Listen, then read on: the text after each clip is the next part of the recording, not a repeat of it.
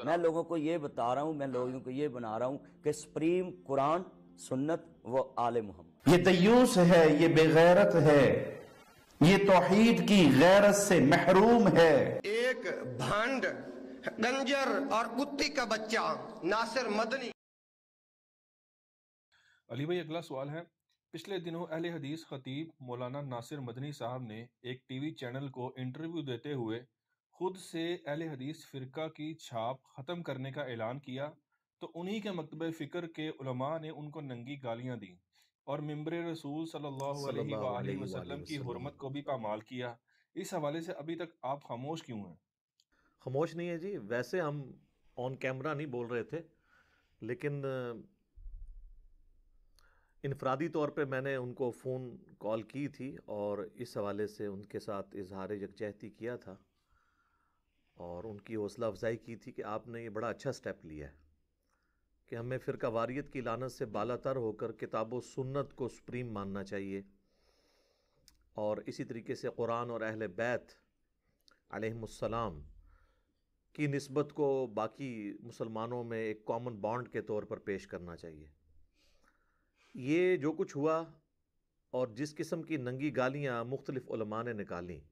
ان میں سے ایک نے تو بہت ہی سخت گفتگو کی، اس نے تو ان کی ماں کو، ان کے باپ کو عجیب و غریب طریقے سے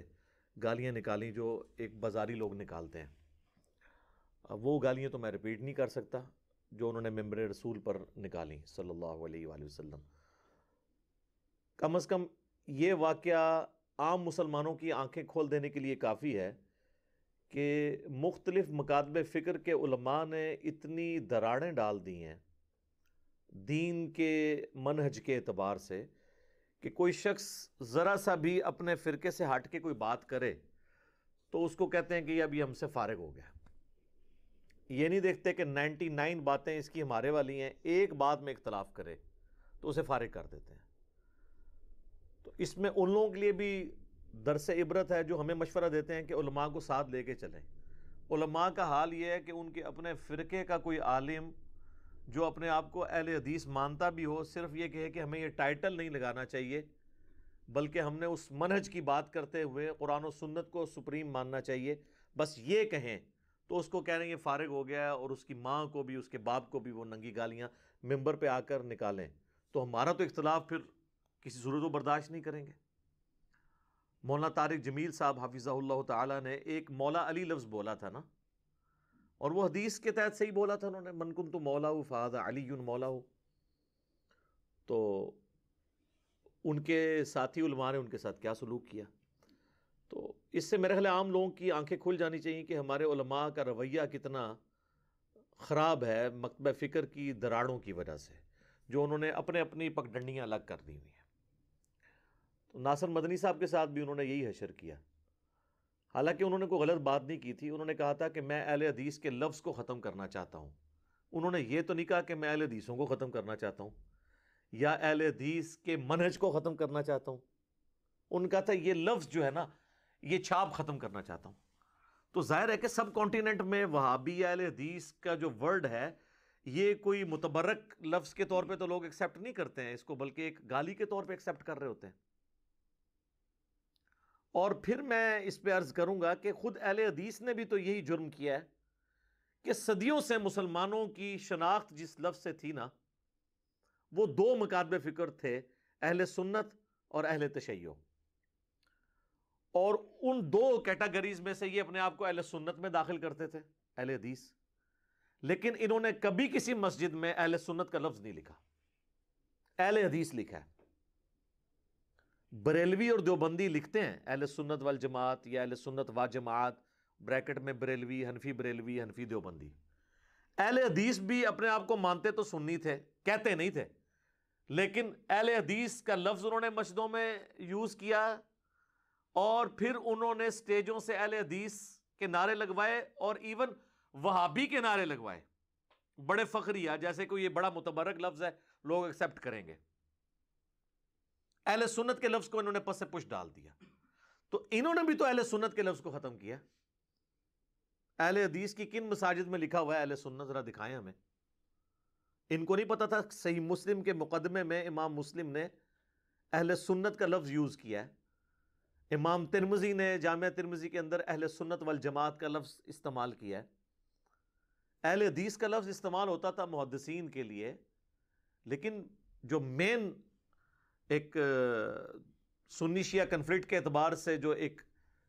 مین سٹریم مانی جاتی ہے وہ اہل سنت ہے، اس کو انہوں نے ختم کر کے اہل حدیث لفظ کیا۔ اب اگر کوئی اہل حدیث کو بھی ختم کرتا ہے اس لفظ کو تو اس میں کون سا جرم ہے؟ تو جرم تو آپ نے خود بھی کیا ہوا ہے، اس سے بڑا لفظ جو ہمارے سلف میں رائج تھا جو آپ نے ختم کر دیا۔ آپ میری ویڈیوز کی وجہ سے اب تھوڑا بہت اہل سنت بولتے ہیں، اس سے پہلے تو انہوں نے کبھی اہل سنت لفظ بولا ہی نہیں ہے۔ جس کا ثبوت ہے ذرا مجھے دکھائیں کہ اہل حدیث کی کس بڑی مسجد کے اندر لکھا ہوا ہے اہل سنت اور بریکٹ میں اہل حدیث۔ اس لحاظ سے تو بریلوی دیوبندی بازی لے گئے ہیں کہ وہ کم از کم اہل سنت اور بریکٹ میں لکھتے ہیں، بریلوی حنفی دیوبندی، یہ تو لکھتے نہیں ہیں نا بریکٹ کے باہر نہ اندر۔ تو جب آپ نے بھی وہی حرکت کی تھی تو آپ میں سے ایک شخص کہتا ہے میں اس کو بھی ختم کر کے کتاب و سنت کی بات کرتا ہوں، محمد اور آل محمد صلی اللہ علیہ وآلہ وسلم کی بات کرتا ہوں، تو ٹھیک ہے، آپ خود بھی کہتے ہیں اطیع اللہ و اطیع الرسول، اہل حدیث کے دو اصول،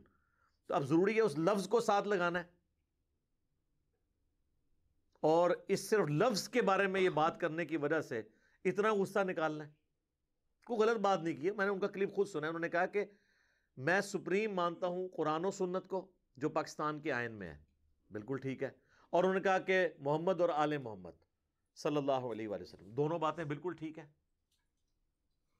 قرآن و سنت کے حوالے سے تو المستدرک للحاکم میں صحیح سند سے یہ حدیث موجود ہے کہ اللہ کے محبوب صلی اللہ علیہ وآلہ وسلم نے حجۃ الوداع کے موقع پر فرمایا کہ میں اپنے بعد تم میں دو ایسی چیزیں چھوڑ کر جا رہا ہوں جنہیں مضبوطی سے پکڑ لو گے تو کبھی گمراہ نہیں ہوگے، ایک اللہ کی کتاب اور دوسرا اس کے نبی کی سنت، اور سنت آج کی ڈیٹ میں وہ جو صحیح الاسناد احادیث سے ڈرائیو ہوگی۔ اور دوسری بات ناصر مدنی صاحب نے کی حفظہ اللہ تعالی کہ آل محمد کو سپریم ماننا، بالکل ٹھیک ہے، وہ صحیح مسلم میں حدیث ہے، یہ تو حاکم میں تھی نا، وہ تو ہماری مین سٹریم کی کتابوں میں ہے۔ صحیح مسلم میں اوپر تلے 4 حدیث ہیں، 6225 سے لے کر 6228 تک، کہ نبی الاسلام نے اپنی وفات سے تقریباً 2.5 مہینے پہلے اپنے آخری حج جو آپ نے کیا، پہلا اور آخری حج تھا، اس سے واپسی پر مکے سے مدینے آتے ہوئے خم نامی گاؤں میں آپ نے خطبہ دیا۔ غدیر خم کی حدیث جو سنی اور شیعہ کے درمیان کامن ہے، وہ آپ کی گفتگو کنکلوڈنگ گفتگو ہے کہ اے لوگو آگاہ ہو جاؤ، میں بھی ایک انسان ہوں، قریب ہے کہ اللہ کا قاصد یعنی موت کا فرشتہ میرے پاس آئے اور میں اس کی دعوت قبول کر لوں۔ میں اپنے بعد تم میں 2 بھاری چیزیں چھوڑ کر جا رہا ہوں، ان میں سے پہلی چیز اللہ کی کتاب ہے، اس میں ہدایت ہے، اس میں نور ہے، تم اللہ کی کتاب کو پکڑو، اپنا تعلق اس کتاب کے ساتھ مضبوط کرو۔ اللہ کی کتاب اللہ کی رسی ہے، جو اسے پکڑے گا وہ ہدایت پر ہوگا، جو چھوڑ دے گا وہ گمراہ ہو جائے گا۔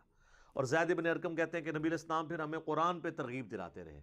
اور پھر فرمایا کہ دوسری بھاری چیز میرے اہل بیت ہیں، میں اپنے اہل بیت کے معاملے میں تمہیں اللہ کا خوف دلاتا ہوں، میں اپنے اہل بیت کے معاملے میں تمہیں اللہ کا خوف دلاتا ہوں، میں اپنے اہل بیت کے معاملے میں تمہیں اللہ کا خوف دلاتا ہوں۔ یہ بات آپ نے 3 دفعہ ریپیٹ کی، تو یہ محمد اور آل محمد کا ذکر موجود ہے الحمدللہ۔ تو یہ انہوں نے کوئی غلط بات نہیں کی تھی کہ اس کے اوپر سیکھ پا ہوتے۔ ہم بھی یہ بات کہہ رہے ہیں کہ بریلوی دیوبندی اہل حدیث سنی شیعہ کی تفریق سے بلند ہو کر آپ اپنے آپ کو مسلمان کہیں، جو سورۃ الحج میں اللہ تعالیٰ نے فرمایا ملت ابیکم ابراہیم، پیروی کرو اپنے باپ ابراہیم کی ملت کی، ہوا سماکم المسلمین، جنہوں نے تمہارا نام اسم مسلم رکھا تھا۔ یہاں پر اسم کے طور پر ہے، صفت کے طور پر نہیں، تمہارا نام انہوں نے مسلم رکھا تھا، من قبل وفی ھذا، اس قرآن کے نزول سے پہلے انہوں نے رکھا تھا، اور اس قرآن میں اللہ نے تمہارا نام مسلم رکھ دیا، تو ہم اس پہ فخر محسوس کریں۔ اور اس کو سپورٹیو حدیث ہے جو میں اکثر بیان کرتا ہوں کہ قرب قیامت میں صحیح بخاری اور صحیح مسلم دونوں میں یہ حدیث موجود ہے کہ جب آخری فیصلہ کن جنگ ہوگی مسلمانوں کی یہودیوں کے خلاف،